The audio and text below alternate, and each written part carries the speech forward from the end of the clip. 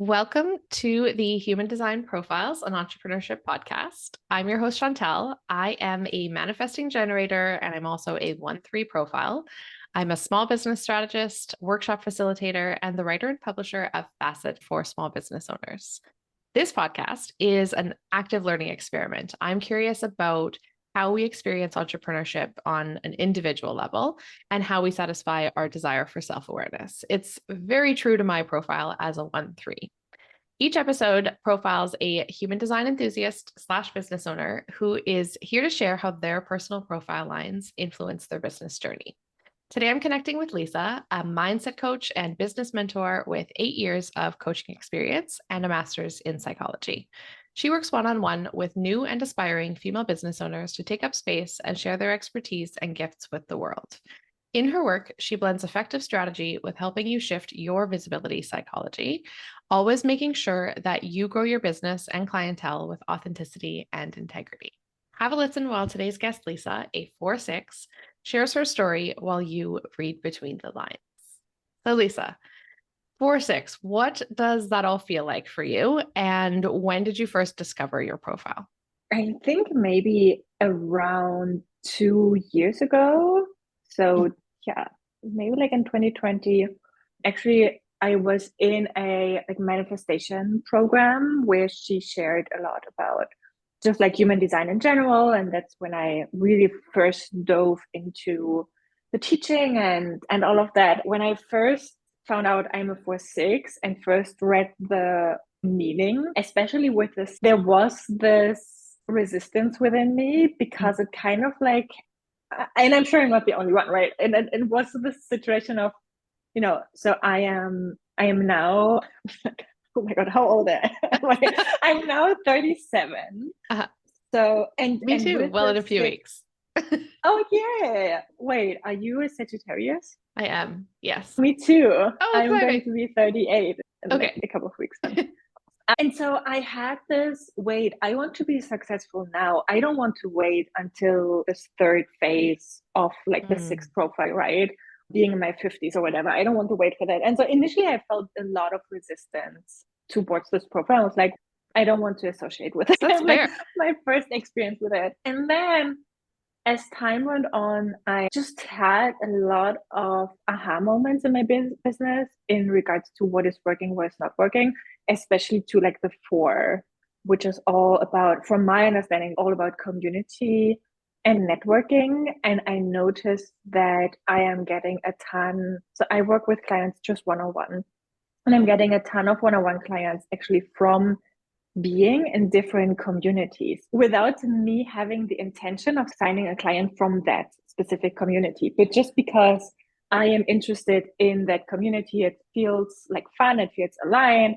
And then I am naturally interacting with the people, and then they come into my world, and then they're like, oh, wait, I want to work with you. Mm-hmm. And so I noticed, I just recently wrote down actually a list of my last 20 clients I had and where they came from to like have more data points. For sure. Yeah, And that's a valuable exercise. that's such a great exercise. It was mind blowing because I was like, my God, maybe like 80% initially come from some form of network community. Yeah. And so I was like, oh, wait, the 4 line, there's really something to it. That is something that I need to pay attention to. Right. Yeah. It sounds like that feels almost effortless for you. Although it wasn't the specific intention to go into those communities finding clients, that it's just manifesting by its own accord almost. That does feel like a very 4-line experience from the 4 lines that I know. I know people are going to be really curious about what kind of communities. Can you tell us a little bit about some of your favorites and what makes those so resonant for you as a 4? Interestingly enough, one was the community of the like manifestation program where I initially learned about human design. So it's like a full circle there. Yeah. I had a couple of clients actually from that community where I was a fellow participant, fellow learner, right? Yeah, and then also I like joining masterminds, group coaching experiences, and from those I definitely also signed client. I'm curious if this is like a little bit of a manifesting generator thing too, because I connect with what you're saying, and I don't have either 4 or 6 lines, especially in the earlier iterations of my business. In my first few years, all of my clients came from this one in-person networking group, and it just snowballed. I was doing branding and website design, and almost like I'd made every person's website inside this group at one point. It was just wild. And I credit the success of my whole business to being part of that group. Those connections were somehow more authentic. I was showing up in those communities with a desire to help more than a desire to find clients and a desire to connect entrepreneur to entrepreneur than it was a desire to find clients. So similar to you, I didn't go in thinking this is my plan.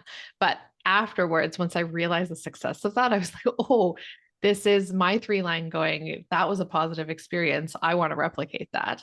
And so then I started to go into every other experience, like you said, like a mastermind or group coaching, where I was positioned with other learners and making those peer-to-peer connections. And that turned into basically my entire marketing strategy, where anything I bought for my business had to fulfill 2 purposes. It had to help me grow personally as an entrepreneur, and 3 purposes, and then connect with other people on this honest, authentic level. And then also be a place where I might potentially find another client. So I am curious if that's a bit of an MG kind of thing. Although I noticed in your chart too that you are markets environment and I'm kitchens, and both of those are very people oriented. So I think that possibly shows up in those elements of our charts maybe as well. Tell me a bit about markets and how you resonate with that. So markets, the first time I heard it, I was like, I love farmers markets. I mean, I don't know, maybe every person loves farmers market because it's such a wholesome, nice place to be in. But I love markets. I don't think it is everyone, actually. My friend who I was mentioning before we started recording, who's markets, her too. She's absolutely like a Sunday morning farmers market kind of girl. And like, I never go. I'm not markets. I don't think it is necessarily everyone. I find that alignment very interesting. Yeah. One of my mentors mentioned her environment is kitchen, and she was like talking about that.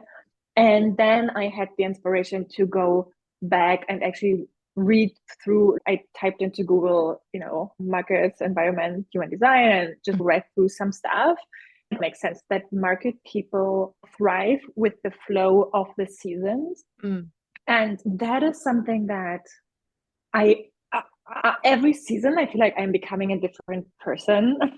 I love every season. I love all of them. And I'm always wanting to, and now I'm allowing myself to do that even more. I always want to have like a new morning routine when a new season starts. And I recently just started creating, instead of vision boards, kind of like mood boards for each season, like how I want to experience this season. And I love all things that are like, in fall, to really do all the fall things. That might be cheesy, but I love that so much. So when I read that, and it makes sense, right? Like at the farmer's market, obviously there's seasonal vegetables, and I think this is where it comes from. But I resonated so much with that. So I am now thinking in regards to my business, I'm thinking about, well, how can I maybe integrate my love for seasons, and that I flow like with the seasons, and I can really feel it in my body, like having this flow with the seasons. How can I integrate that into my business in some way, shape, or form? Like offering, I don't know, like seasonal offers, or a seasonal reset or a seasonal upgrade. Yeah. Oh, And I think I'll experiment with that. That gets my MG inspiration going for sure. I love that for you. I'm curious, you said you've been coaching for 8+ years, but human design is a newer thing, like 2 years. Is there anything that felt really validating when you first encountered your chart? And then also, second part to the question is there anything that you changed after you knew about your chart in your business? Oh my God, it has been such a roller coaster of a journey. So let me think. Something that feels validating. Being a manifesting generator and this whole idea of having multiple passions and being a multi-passionate, I resonate with it so much, and having a hard time with this drilling down to one interest or one passion and being all about that. I always envy people who have this, I'm only doing this and I'm doing this like, since decades and whatnot. And yeah, I always wanted something like that. And so reading through the manifesting generator side was like, yeah, that definitely resonates. And then also the sacral. So I'm a sacral manifesting generator. And I just know immediately if something is a yes or a no. I just feel it in my body. And so when I read this, was like, oh, okay, I am designed that way. That's validating. And then something that shifted, knowing that I'm a manifesting generator, I really had to navigate how I want to run my business in a way that also strategically makes sense and doesn't burn me out by always starting something new, right? Like we kind of like want to all the Yes, time, we or do. having this desire to go after this passion and then a week later go after this passion. Really, for me, I feel like it was a journey for me figuring out how to navigate that with my business, this manifesting generator, multi passionate side. Yeah, that definitely has been a journey. Well, I can certainly relate. Being an MG myself, I think a lot about how I can sustain a business, which I know needs consistency and continuity, Mm-hmm. while also still not hemming myself in or forcing myself to work on something where I don't have that spark anymore. That's something that is constant for me as well. So, wow, can I ever relate to that? For a while, what worked for me was when I worked one on one with clients, it was a project based thing and it came to an end. I deliberately kept my window of time of working with clients really small. I had it down to like in 4 weeks, you could have a whole brand new branded website. And people thought, wow, that's fast. And I just was honest that if I work with you for longer, the longer I push it, my energy for the project will burn out. And then by the end, Interesting. I'm not going to be producing good work anymore. And in fact, I'm going to resent the project. And I know that. And so I'm planning for that intentionally. I tried a 2 week window. I tried a 3 month window. I tried all sorts of different lengths of time.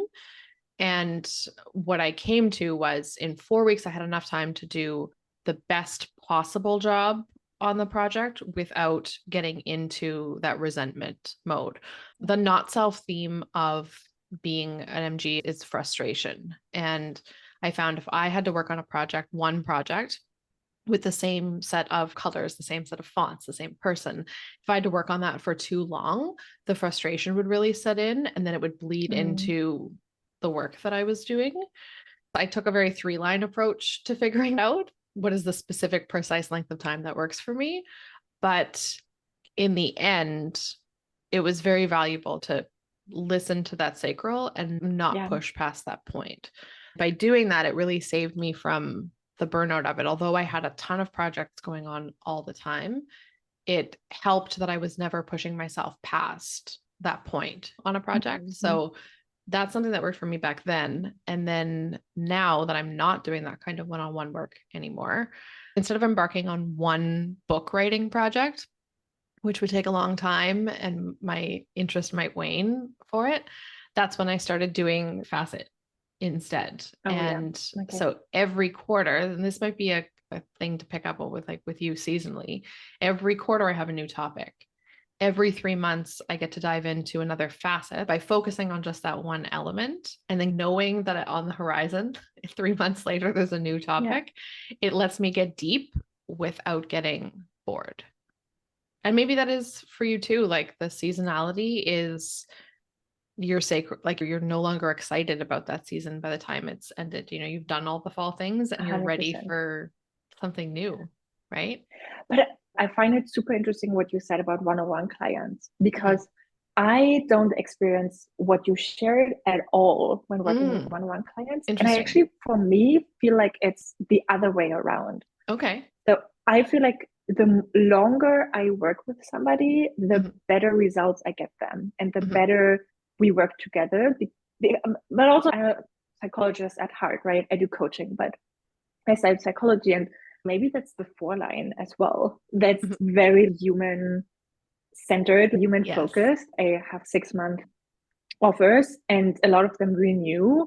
And I love working with people like a year and a half. And then I really know their brain and Mm. energy inside and out. And then I know, oh, okay, this will work for you. No, this will not. Like this worked in the past. Like really getting to know them. I could work just with, I don't know, like 10 clients for the rest of like all of our lives. Do you know what I mean? And I do, that yeah. actually wouldn't bore me. So yeah, that's really interesting because like both of us being MGs, but then we have really different experiences.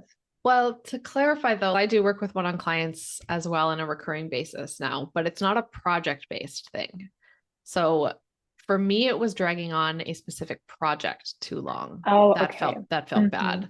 And so with a website, like lots of agencies would say, okay, we're going to build this out over 3 months, over 6 months. And a key selling point for me was I don't work that way. And I concentrated my energy into a smaller amount of time. Mm-hmm. But that said, there are clients that I work with now as on a recurring basis, 2 times a month, 2 calls a month. And our relationship keeps Yeah. building and growing, and we're working on the same business. But we're not working on a project per se. We're working more on things that come up in their businesses. And Mm-hmm. so it Yeah. was like the creating a product and stretching out that product over too much time. Whereas when I work with clients now, it's okay, what's on the to do list today? Let's complete those pieces. I have this thing with completion. If I'm drawing out the end result for too long, that's when I notice that sacral burnout happening. Mm. And so my work with clients one on one now looks like we complete 6 or 7 things in that 1 hour. And then the next call, we complete another 6 or 7 things. But I find if I keep like a loop open Yeah. too long, I need to close loops for how my energy works. I wonder if that's also like our manifesting generator side wanting to be really quick, right? Mm-hmm. Like I notice myself with projects in my own business, I get things done really quickly and sometimes like a little scrappy. And then I go back and kind of like hash out the details or tweak like later on once I have more data points and things like Sure. that. Okay, I'm picking up on something. You mentioned data points a couple of times, and that feels like something that's important to you in your business. That feels like a little bit of a line six thing to me, that role model wanting to learn from experience and consolidate. Tell me more about that relationship to data and if you feel like that connects with that role model, line six.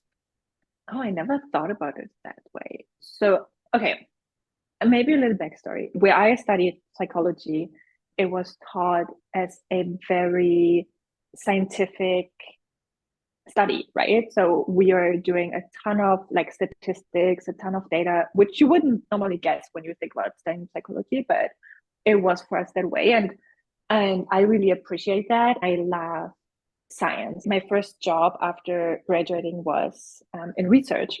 I am a little researcher. I love research in general and also like, you know, writing my master thesis, getting data. I love those things. And I still do, even though I really resonate with spirituality and intuitive insights and all of that. I also really do love just looking at data and looking at research and looking at what research is finding, right? I never thought about it being something around the 6 line profile. I don't know, as someone who doesn't have six myself, I see the six as someone who's gathering experiences to consolidate and to become wise. That's my Mm, understanding of the 6 line, which of course is related to the 3 line. And that's why there's that whole living as a three until the first Saturn return ish, where mm-hmm. then you go onto the roof for the second phase, then off the roof again in the third phase. But there's this, well, while a 3 line will experiment just to kind of see what happens, a sixth line really is becoming more wise with that and experimenting for a purpose to see patterns and to Oh, yeah. amass Oh. wisdom in a way. And so something clicked when you were Mm, talking about data points. yeah. I never thought about it that way, but I can relate to that actually. I just recently realized getting it mirrored back from other people, which I still have sometimes a hard time seeing myself that way, but other people reflecting back to my life that they look up to me and that, and I even can see how often I am very influential. Like if I'm going a certain route, like being interested in astrology and human design, and then my friends are catching on like, wait, what is that? And getting into it. And I noticed that with a lot of different things too. I feel like the sixth line, I'm still like living it, obviously. Right? I'm living the process, but I don't know where it will bring me. And I feel like it's not something I can necessarily push or truly, I don't know how to say this, like truly like work with in a conscious, I won't say efforting way because we, don't want to compromise energy with anything, but you know what I mean? Like this, okay, how can I make this work from this energy? I think with the sixth line, it's more those moments where somebody is mirroring back to me. Just like the other day, I was talking to a friend and just like, I admire you for this and your strength and that and resilience. That really touches me. And I wouldn't have even thought that she's thinking of me in that way. Mm. The sixth line right now is just noticing what is maybe also changing my life in regards to like how other people see me with the journey that I have been on and just like my work and also like my inner development and all of those things. And again, I feel like it's not something I can necessarily influence. It's just like, oh, okay, let's notice what comes up and yeah, and interesting to see where the journey goes with that sixth line. Right. What you're describing is almost this acceptance with the path and a deep trust in the Mm. journey. Okay, so tell me about I don't know if you would call it a transformation, correct me if I'm wrong, but from psychology to coaching. I'm curious about that, like how that all blends together. I know there's a little bit of, let's say, ish between the therapists and the online coaches of the world. So how do you navigate that line and how did that journey play out for you? Oh well, like another hour. So okay, the short, maybe like I don't know if it's short, but Let's have the medium version. yeah, so I studied psychology because I'm just so curious about human nature, right? And amidst all of my other passions that I have and like career, ideas I had in my life. But I knew in my heart I never wanted to be a psychotherapist just because I am an empath. And so I just knew that I couldn't surround myself all day with people having mental health problems. That wouldn't be for my best interest and wouldn't feel fulfilling for me. And so I did like research because again, like I love data points. I did that for 2 years. And then I really wanted to go into group coaching and training because again, I love working with people. And I think, well, maybe that's also like six lineish. There is a Mhm. love teaching. And then I followed my sacral and just was like, I want to do like leadership, communication training, in organizations. And so I found a job, which is very rare to be employed for that kind of work. A lot of those are freelancers or businesses as well. And so I had this job, and that was amazing because there was so much more teaching and coaching and like group coaching than, therapy at all. And I loved that. I loved helping people with managing roles, like communicating better with their team and their personal development as well, and all of those like leadership skills and all of that. I loved that. And then so I am German. Back in the day, I was in Germany. My boyfriend is French. And at one point, we decided to move to France. And I always wanted to start something on my own. And I was like, well, if we are moving countries, then it can just be, my leap of faith of saying, I have to quit this job anyway. Mm. I can just start my own business. And at this point, it was just clear to me I want to do coaching. I want to do one-on-one coaching because I enjoyed that so much in the previous work that I have done. So yeah, that was my pathway to coaching. And I feel like the coaching world is, I love coaching. I really do believe it is a great industry. And there are black sheep in every industry. Yeah. And sometimes it's wild, wild west too. People having no business coaching other people. I feel like being a psychologist and knowing so much about how human behavior works, how our brain works, is just helping me being a great coach. And that is how I bring those things together. But I also do believe and love therapy. I think, every coaching has its place, therapy has its place. For me, there's no internal beef between those two. What other people are doing, it's like, okay, do whatever you want. Thanks for sharing your perspective on that. Not that I'm trying to get into controversy or anything, but I'm always curious about some of those things that maybe are left unsaid in those conversations. I'm curious from an MG side, how have you integrated and nurtured change in the types of people that you work with or like how you work with them? I have been coaching for 8 years, but that was also with my previous work, my business I have since two, and oh my God, how people always tell you, and I tell this to my clients as well, but how people always tell you have to have a client avatar, like, imagining who you're talking to. My client avatar has changed maybe 20 times, if not more, over the last 5 years. And so there was a lot of change in regards to the people I work with. So many people listening to this are going to find that very validating. I'm so glad you Yeah. said that out loud.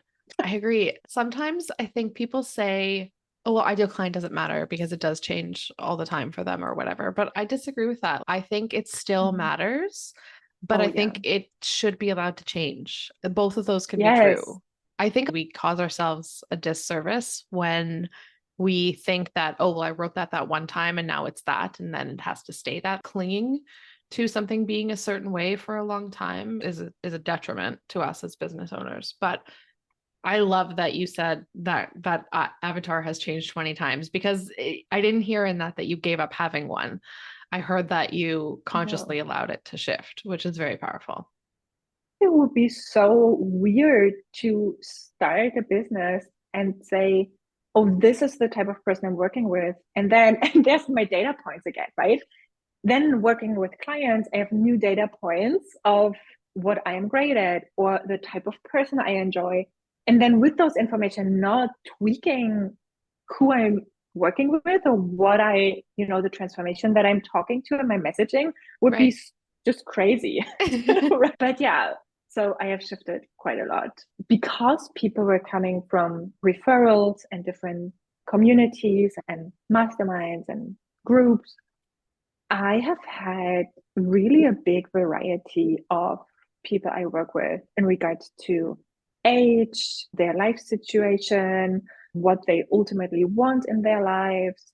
And not always did the client avatar I had in my mind for that moment, like the person who booked the discovery call, aligned with that client avatar. But that was really a moment where I always listened to my gut and I didn't say no to people who I really wanted to work with just because they didn't fit my client avatar. Do you know what I mean? Yes. If you have a discovery call and you're like, I don't want to work with this person, I feel like we're not a great fit, there are ways to communicate that. Yes. And I did like say no to people who on paper would be my ideal client, but where in my gut there was something saying, I don't feel the energy here because I work so closely with people, right? It's like, do I really want to be on a call with this person every week and work so closely together? Oh, I'm so glad that we got to talk about that. This has been A wonderful conversation. On this show, we close out every episode with a card pull. I'm using the custom human design affirmation deck by Glow Juice HD, made by Christina. And the cards I'm holding are 4/6 specific. Some cards relate to the 4, some cards relate to the 6, some relate to the profile as a whole. Now that we've come full circle in our conversation, we'll do our closing ritual. So we'll start with a deep breath in together and letting that go. The card that is speaking to me for you is: it is okay to be exclusive. I am not for everyone, and everyone is not for me, which is really kind of what we were just talking about. And the Exactly. question on the card is: do I need to assert my boundaries or assess the quality of my network? Ooh. Okay, so this statement was really what we are just talking about. Yeah. So that's like a yes. And then this question is really interesting because I'm currently finding myself being really intentional, especially more and more intentional in my personal life and in my business, being more intentional with the type of people I am surrounding myself with and the communities I put my energy into. Because if you're in it, right, you're energetic influenced by the community, by the people around you. Absolutely. And that's very interesting because I am a like recovering people pleaser, you know. Oh, I always want people to get along and don't want to make people uncomfortable, which is also a great trait, I think. But on the other hand, I had to say no to like different communities and groups where when I came out of the group, I noticed that my energy was depleted Mhm. instead of where when I was in other groups, I came out and I had more energy. And so more and more I am saying no, just like having the awareness around that. I didn't do that before, but I'm starting to really give myself permission. And I think that's it, like giving myself permission to say no to those groups or communities or people or places. I hate the word toxic, by the way. That's just so, but you know, how like people on the internet streets would say that feel toxic to me. But that's a great way to put Maybe you could say it. it's that you're looking more towards things that feel generative. You could Yes, flip it to that. exactly. Yeah. Exactly. Thank you for sharing. That was a beautiful response. I'm glad we pulled that card. It feels like that message was waiting to come out. Can you tell us where people can find you if they want to learn more? Yeah, of course. So I am most active on Instagram. I love Instagram. I don't care what anyone says. I love Instagram. I love reels. And so you can find me at Deep with Lisa on Instagram. And that is quite honestly the best place. I just started a Facebook group, which is also very four line. Go to my Instagram, and then from there, I will lead you to all the places you need to go if you want to go further. Beautiful. Thank you so much, Lisa. Thank you.